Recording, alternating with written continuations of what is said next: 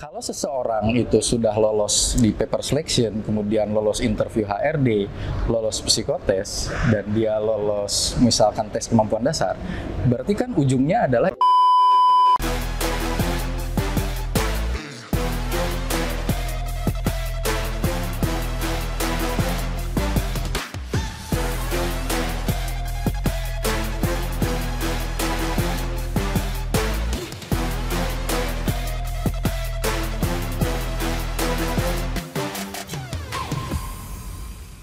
Assalamualaikum warahmatullahi wabarakatuh. Waalaikumsalam warahmatullahi wabarakatuh. Selamat sore, Apa Mas kabar, Endro. Sobat Bulog, Sobat Rekrutmen? Ketemu lagi sama saya Endro Ramadan Syihab. Nah, hari ini khusus hari ini nih bersama Kang Temi, nanti dikenalinnya. Kita akan memberikan bagaimana caranya persiapan untuk interview. Jadi ini untuk menyambut sobat-sobat rekrutmen yang sedang melakukan rekrutmen di Perum Bulog, Kang. Oke. Untuk berguna juga untuk rekrutmen sekarang ataupun rekrutmen di tempat lain. Nah, jadi di sini saya sudah bersama satu orang narasumber, sebutnya psikolog ya, namanya Kang Temi. Iya. Kan silakan diperkenalkan dirinya. Oke, baik. Saya Temi Hartawan. Saya memang praktisi HRD ya. Jadi kalau background saya itu experience mungkin selama 24 tahun itu memang berkecimpung di bidang HRD dan strategic management. Jadi dulu, ini saya cerita sedikit nggak apa-apa ya? Oh iya, boleh banget, Kang. Dulu itu memang saya lulus S1 tahun 96, kemudian melanjutkan ke program profesi psikolog tahun 1998. Nah, dari 98 sampai 2005, saya itu dulu bekerja di konsultan psikologi. Oke. Nah, dari 2005 sampai 2015, saya bekerja di beberapa perusahaan swasta, ya, company private. Dari 2015 sampai hari ini, saya self-employed, buka konsultan sendiri ya, konsultan psikologi dan strategic management. Jadi klien kita bisa klien company atau klien pribadi itu, saya buka praktek psikolog. Nah, kenapa saya akhirnya pindah jalur tahun 2015 self-employed buka konsultan, yaitu kaitannya sebenarnya ke passion sih. Passion saya ini sebetulnya gini, ujungnya ini saya ingin bermanfaat buat orang lain. Jadi end in mind saya ini ingin bermanfaat buat orang lain. Ketika di 2015, saya berusaha banyak membantu orang-orang menemukan happiness-nya, menemukan kebahagiaannya. Kalau kita ibaratnya bisa menemukan orang, bisa mencapai di titik optimal, itu suatu kebanggaan dan kebahagiaan tersendiri buat saya. Gitu. Intinya sih sebenarnya itu. Siap. Semoga insight-insight dari Kang Temi ini juga bisa membawa kebahagiaan Amin. buat sobat rekrutmen, terutama dalam menghadapi wawancara user yang akan dihadapi sebentar lagi. Jadi teman-teman ini kan pengumumannya kalau nggak tanggal 21, 22 atau 23 ya. Oke. Untuk tahapan selanjutnya itu wawancara user. Jadi semoga tayangan ini tentunya bisa menambah insight buat mereka. Amin. Ya, langsung aja karena kita khusus hari ini membahas tentang bagaimana cara interview ataupun persiapannya seperti apa. Iya. Pertama kali, Kang, dalam rangka persiapan dalam menghadapi interview ini butuh apa? Risetnya, pakaiannya. Baik. Terima kasih. Jadi begini ya, perlu diketahui oleh para viewers nanti gitu bahwa Sobat Bulog Sobat Bulog ya. Oke. Sobat rekrutmen. Sobat Bulog dan Sobat rekrutmen. Jadi sebenarnya begini, proses tahapan seseorang calon job seeker itu sampai diterima ini kan bermacam-macam ya. Ada yang awalnya itu kan pasti paper selection dari yang masuk. Paper selection, setelah lolos paper selection itu ada yang memang interview HRD dulu, atau ada yang memang langsung psikotes atau tes kemampuan dasar. Ya itu kan tergantung nih. Saya sengaja agak umum karena bisa jadi nanti yang melihatnya pun bukan hanya orang yang memang mau masuk ke Bulog, betul nggak? Ya, benar. Nah, kemudian interview akhir itu adalah interview user. Jadi tahapannya, kalau seseorang itu sudah lolos di paper selection, kemudian lolos interview HRD, lolos psikotes, dan dia lolos misalkan tes kemampuan dasar, berarti kan ujungnya adalah interview dengan user. Kalau Anda semua mempelajari bagaimana trik ketika menghadapi wawancara, Anda silahkan googling, silahkan lihat YouTube banyak gitu. Tapi point of view saya di sini adalah begini. Orang yang sudah lolos interview, yang sudah masuk ke tahapan interview akhir, itu kan final interview untuk orang itu ibaratnya diterima atau tidak. Ya, benar. Kalaupun misalkan diterima, belum tentu akhirnya bisa diterima kalaupun lolos interview akhir, karena kalau ada misalkan yang namanya medical test, betul nggak? Medical check up. Nah, tapi persepsi yang suka berbeda ini adalah ketika tidak lolos interview, dia tidak mampu. Padahal belum tentu kan? Tentu. Contoh nih, saya kasih contoh. Yang dibutuhkan ini adalah kuotanya adalah 1 orang atau 2 orang kandidat. Yes. Tetapi pelamar yang lolos sampai interview akhir bisa aja 5 orang, 10 orang. Iya. Artinya perusahaan itu, user itu harus memilih 2 dari 10. Nah, memilih 2 dari 10 itu kalau buat kami sih di HRD bukan masalah orang ini yang tidak lolos, ini adalah orang yang gagal. Ya. Bisa jadi tidak cocok. Nah, saya ingin menekankan di sini bahwa ketika orang sudah lolos interview, sudah ke tahapan interview akhir, kemudian dia akhirnya gagal, bukan berarti dia itu tidak mampu. Yes. Bisa jadi tidak cocok. Nah, tetapi balik lagi ada tahapan-tahapan supaya kita ibaratnya si pelamar ini tahu bahwa ini saya kayaknya bukan karena saya tidak mampu. Berarti ada tahapan-tahapannya nih. Nah, yang tadi pertanyaannya apa yang harus dipersiapkan? Ya. Sudah jelas kalau persiapan dengan user sudah pasti hal teknis, kemampuan teknis untuk jabatan yang dituju itu harus dikuasai. Saya kasih contoh misalkan staf accounting. Staf accounting. Misal ya, staf accounting, ketika misalkan usernya tanya, kita tidak menguasai di awal, udah pasti gagalnya di situ. Contoh ya, misalkan apa bedanya kalau pencatatan keuangan itu approve atau cash basis misalnya gitu. Ya. Ketika dia nggak bisa jawab, pasti user berpikir, wah ini untuk hal yang sangat mendasar aja nggak paham nih. Jadi pastikan dulu di awal ini bahwa sudah siap. Kalau Anda melamar sebagai staf accounting, sebisa mungkin ya Anda mempelajari hal apa saja yang memang dibutuhkan untuk core jabatan itu gitu. Sama ini Kang, misalnya orang contoh langsung lah, sobat rekrutmen ini kan ngelamar di Bulog. Iya. Dan mereka sudah sampai di tahapan wawancara user, seperti yang tadi Kang Temi bilang. Mereka perlu nggak istilahnya membaca overview tentang Bulog ini perusahaan apa, bergerak di bidang apa, terus ya tugasnya apa Iya. gitu. Sangat perlu dong, karena balik lagi kita sebagai orang baru mau masuk ke satu lingkungan baru, kita harus mempelajari berbagai referensi berkaitan dengan tempat yang kita tuju, tempat kerja yang kita tuju. Kan bisa saja akhirnya persepsinya user ini, lah Anda mau masuk ke Bulog, tapi Anda sendiri tidak tahu Bulog itu apa. Ya, benar. Jadi hal itu penting. Zaman sekarang sebetulnya kandidat kan dimudahkan untuk bisa mencari berbagai informasi. Tinggal searching di Google, di YouTube, keluar semua. Ya, belajar dari situ Iya. ya Kang. Terkait ini nih, Kang Temi selaku psikolog ya, bisa Iya. psikolog ya. Sebenarnya ada nggak sih metode dasar untuk menghadapi si job seeker nih? Mereka tuh menghadapi apa sih sebenarnya dari user ini? Gini, kalau di HRD ini kan kita tantangannya adalah mencocokkan. Yes.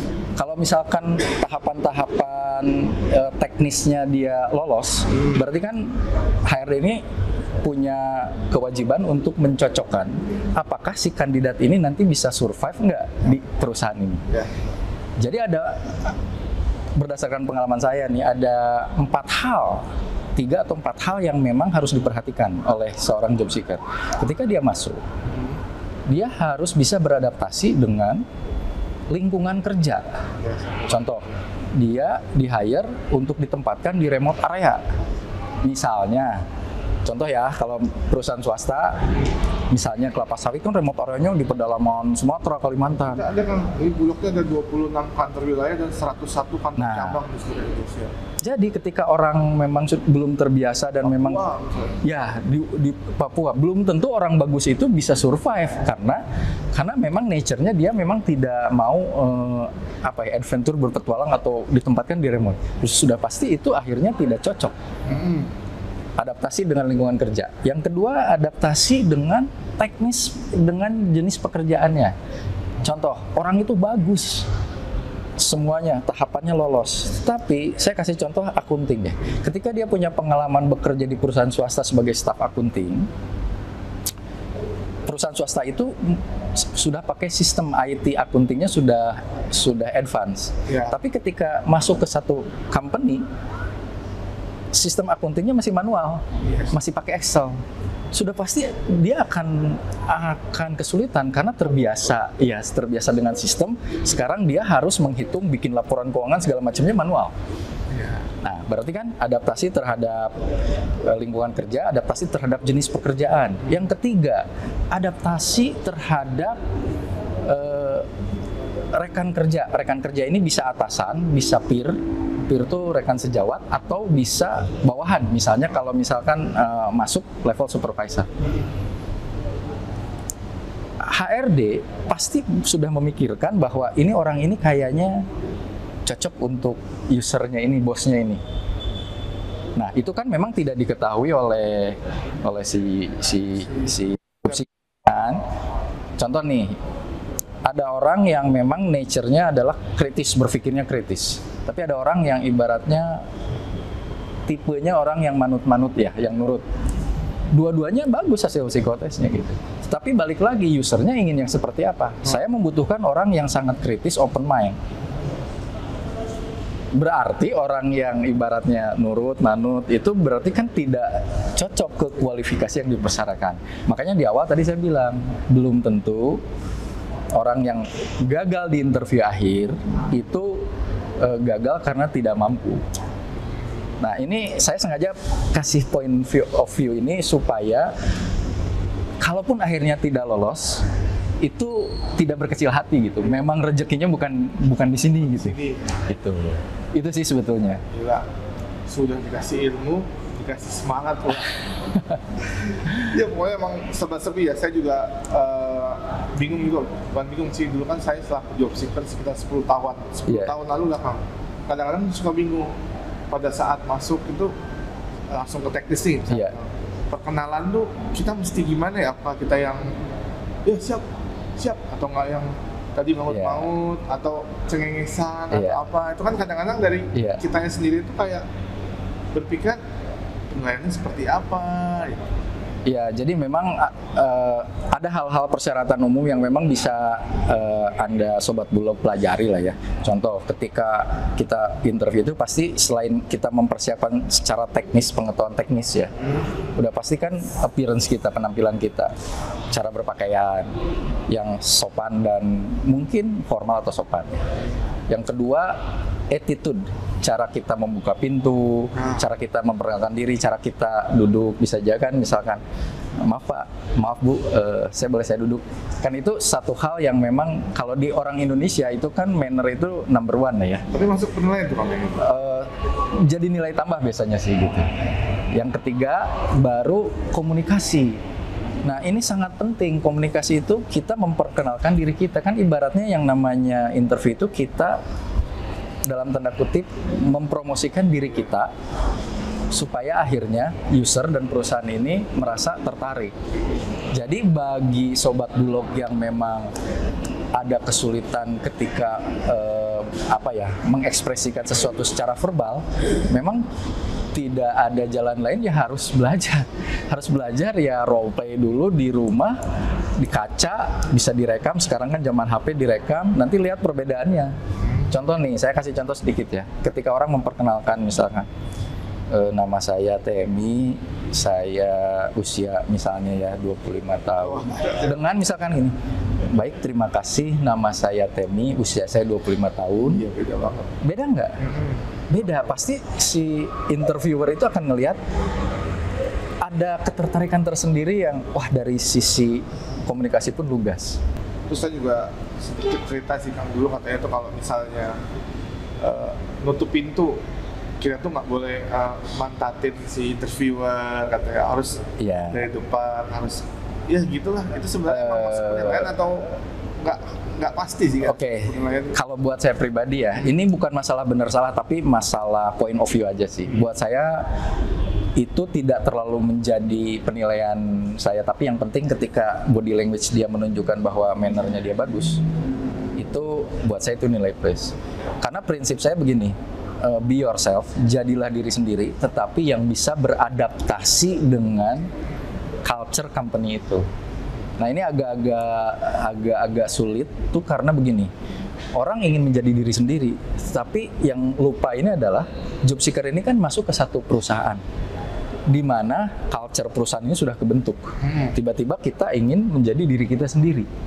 Boleh, tetapi yang bisa akhirnya bisa bercampur, bisa berbaur dengan culture setempat.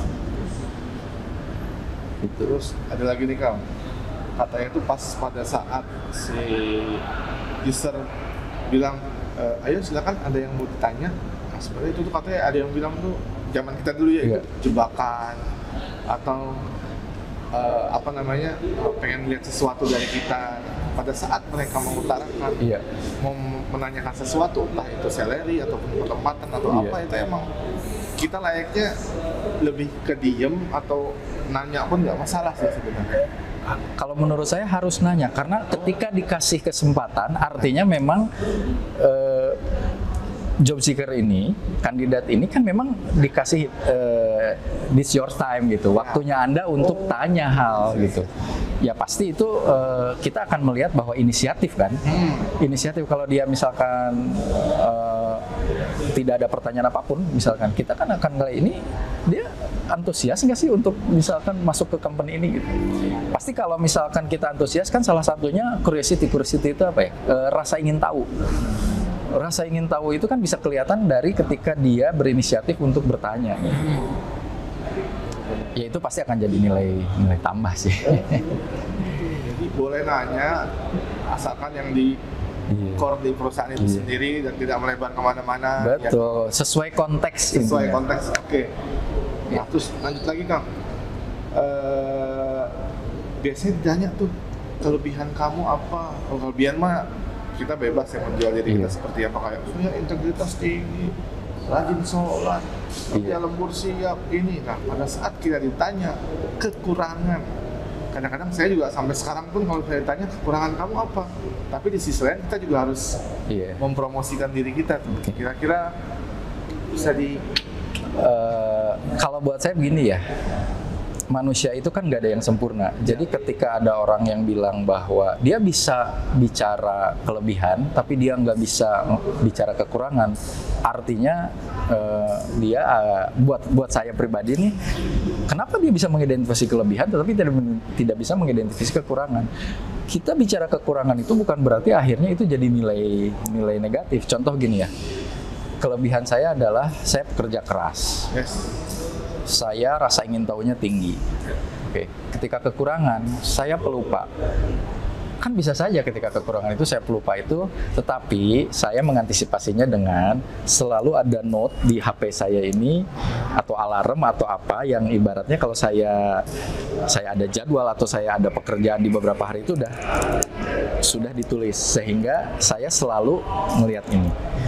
Nah, makanya balik lagi. Tetapi kan ada orang yang ibaratnya mempersiapkan diri untuk kalau ditanya ini akan gini. Ya, saya tuh gitu. Nah, ingat, kalau buat saya lebih suka orang yang genuine. Genuine itu apa adanya, tidak akhirnya berusaha membagus-baguskan gitu.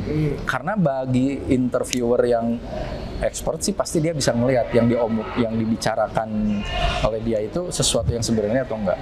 Itu bisa kelihatan dari mimik, gestur, postur, body language. Karena sekali kita bicara bukan hal yang sebenarnya, dikejar, ya habis tuh. Contoh ya, saya dulu punya pengalaman waktu di kuliah di senat di bagian misalkan salah satu bidang. Oke. Bidang apa yang dilakukan saat itu. Beda orang yang bicara memang berdasarkan experience-nya dan orang yang meng-create sesuatu, itu pasti beda. Gitu sih. Kalau saya dulu gini Kang, nggak tahu ya penilaian Kang Demi gimana pada saat kekurangan kamu apa? Ya saya sih jawab dengan setengah bercanda dan nggak benar-benar serius ya.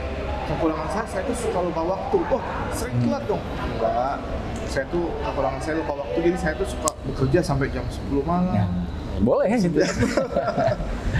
Ya itu kan berusaha Mas Andrew itu menarik lebih ke arah jadi lebih santai kan ya. Nah itu kan bisa jadi poin tersendiri buat interviewernya sih gitu.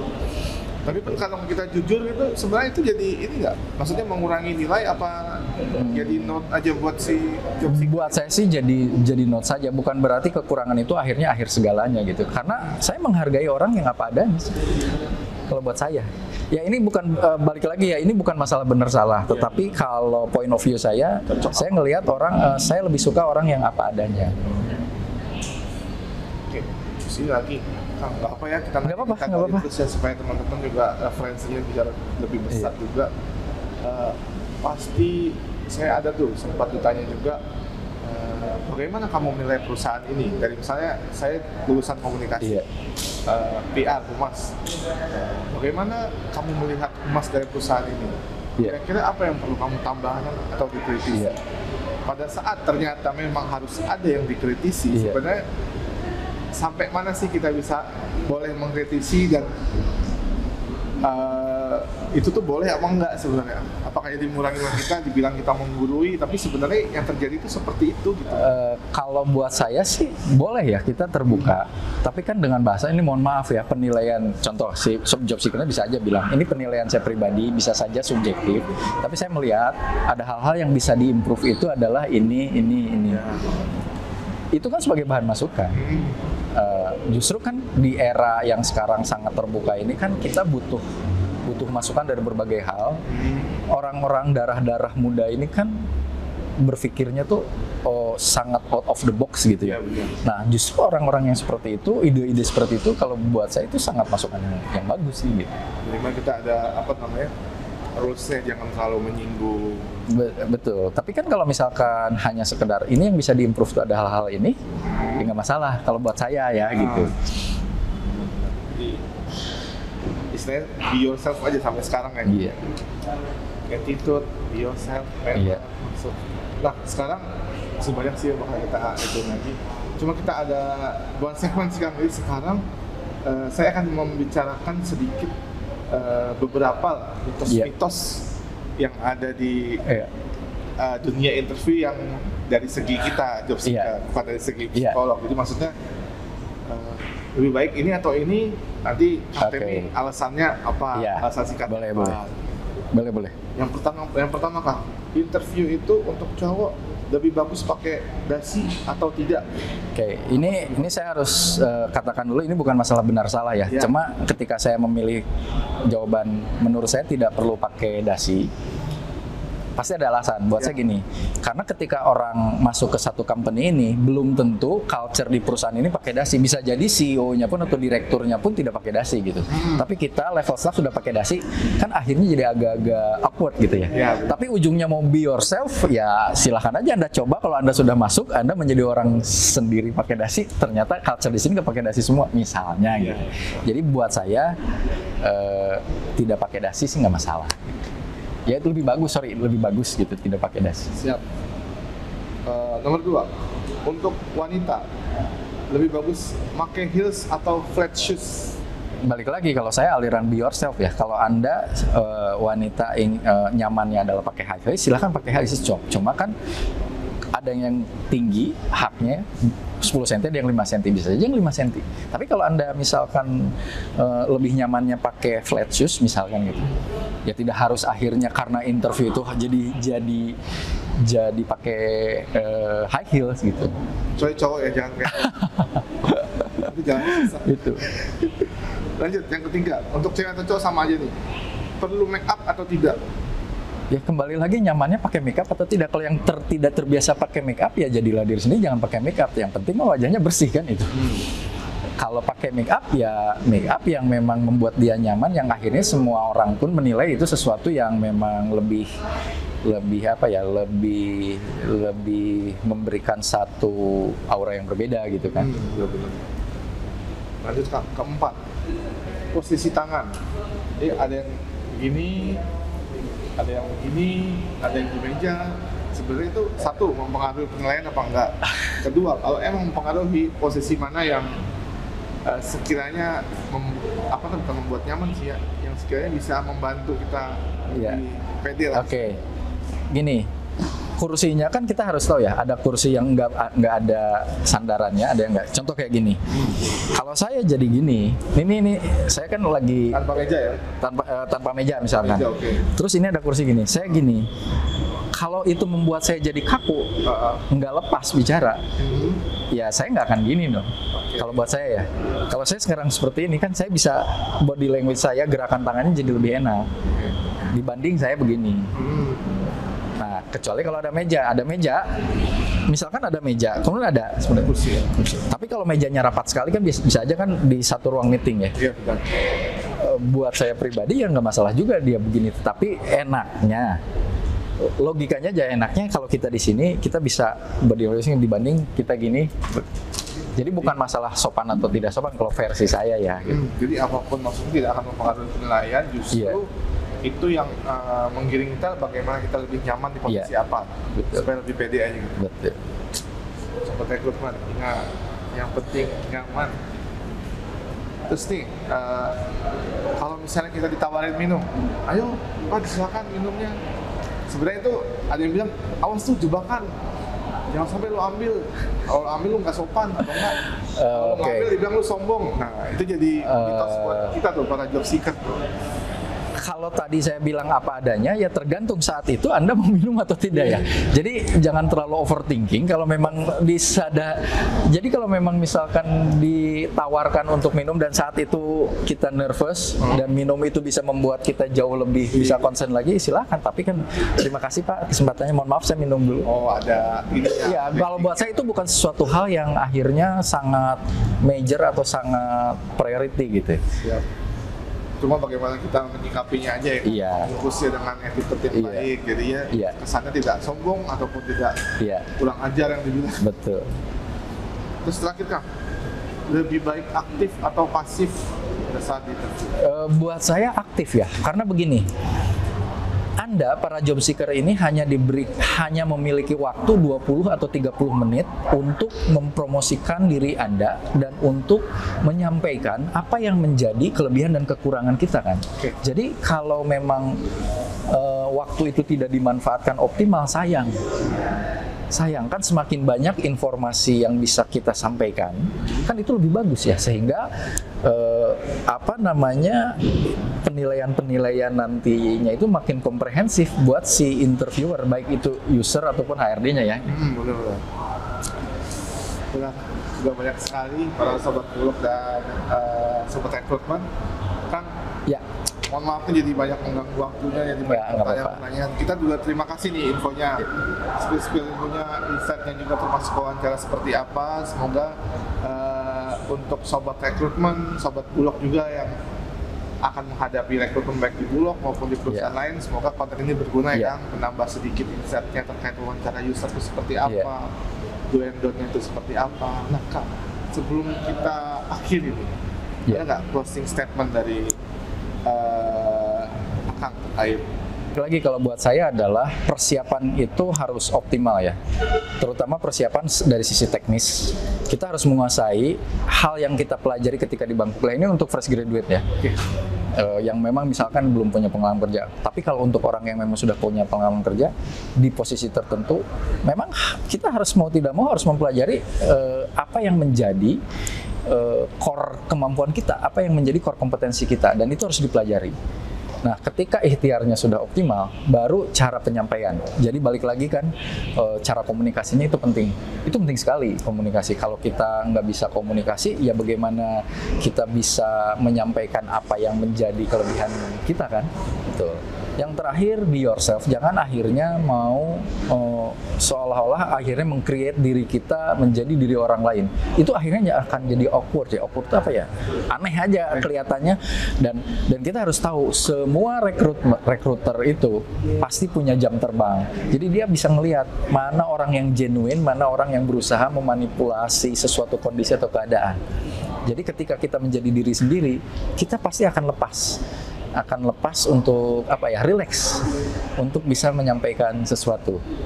Terakhir, balik lagi, kalau kita gagal di satu tempat, itu bukan akhir segalanya. Memang jodoh kita, takdir kita bukan di perusahaan itu. Tetap semangat, tetap positif bahwa suatu saat takdir kita itu akan bertemu dengan kesempatannya gitu. Supan.